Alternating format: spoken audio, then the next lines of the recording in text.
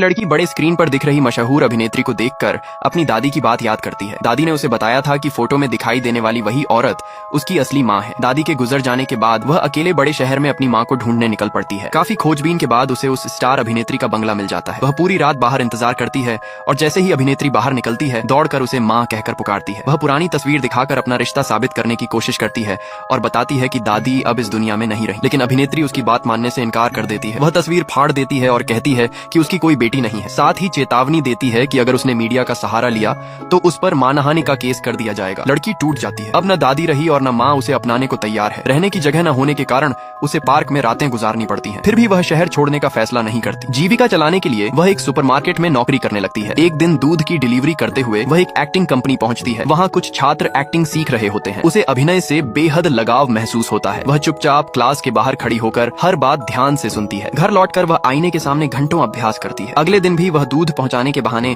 Class देखने पहुंच जाती है। तभी एक लड़की उसे पहचान लेती है। उसे याद आता है कि यही वही लड़की है जिसे उसने पहले अपनी सौतेली माँ को माँ कहते देखा था। जब सबको पता चलता है कि वह बिना अनुमति क्लास सुनने आती है तो उसका मजाक उड़ाया जाता है। उसी समय शिक्षक एक एक्टिंग टेस्ट करवाते हैं। विषय होता है एक जोकर का किरदार। कई छात्र अच्छा प्रदर्शन नहीं कर पाते, तब उसे भी मौका दिया जाता है। वह पूरे दिल से अभिनय करती है और उसकी परफॉर्मेंस देखकर शिक्षक प्रभावित हो जाते हैं। लेकिन कुछ छात्रों को यह बात पसंद नहीं आती कि एक दूध पहुंचाने वाली लड़की उनसे बेहतर एक्टिंग कर गई। सबके सामने उसकी पहचान उजागर कर दी जाती है और लोग उसका मजाक उड़ाने लगते हैं। फिर भी शिक्षक उसकी प्रतिभा को पहचान लेते हैं। कुछ समय बाद कंपनी की तरफ से उसे प्रशिक्षण कार्यक्रम के लिए आवेदन करने का मौका मिलता है। फीस देने की उसकी हैसियत नहीं होती, लेकिन उसे बताया जाता है कि अगर वह परीक्षा पास कर ले तो फीस माफ हो सकती है। अगले दिन ऑडिशन होता है। हैरानी की बात यह होती है कि जजों में उसकी वही माँ भी मौजूद होती है। माँ नहीं चाहती कि वह चुनी जाए, क्योंकि अगर वह कभी मशहूर हो गई तो उसका पुराना राज दुनिया के सामने आ सकता है। ऑडिशन का विषय एक नेत्रहीन लड़की का किरदार होता है। वह इतनी शानदार एक्टिंग करती है कि सभी निर्देशक प्रभावित हो जाते हैं। तभी उसकी माँ जानबूझकर